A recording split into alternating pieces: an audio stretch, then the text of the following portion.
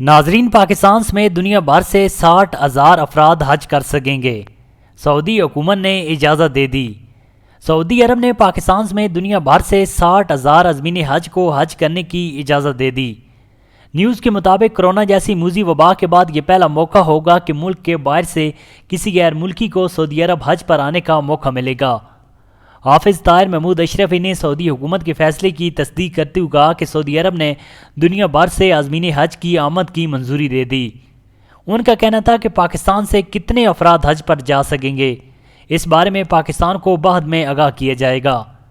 ان کا کہنا تھا کہ 18 سال سے کم اور 60 سال سے زائد عمر کے افراد حج کے لیے نہیں جا سکیں گے۔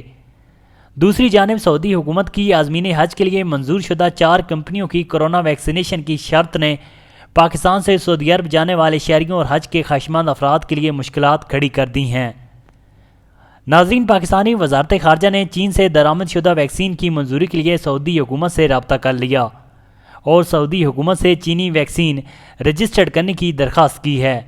ذرائع کے مطابق پاکستان نے چین کے علاوہ دیگر ممالک کی ویکسین فوری لگوانا مشکل قرار دے دیا اور یہ موقف اختیار کیا کہ پاکستانیوں کی اکثریت نے چینی ویکسین لگوائی ہے اور ڈاکٹرز دوبارہ کوئی اور ویکسین لگوانے کی اجازت نہیں دیتے، لہذا سعودی وزارت صحت چینی ویکسین کو اجازت دے کیونکہ WHO نے چینی ویکسین کو منظور کیا ہے۔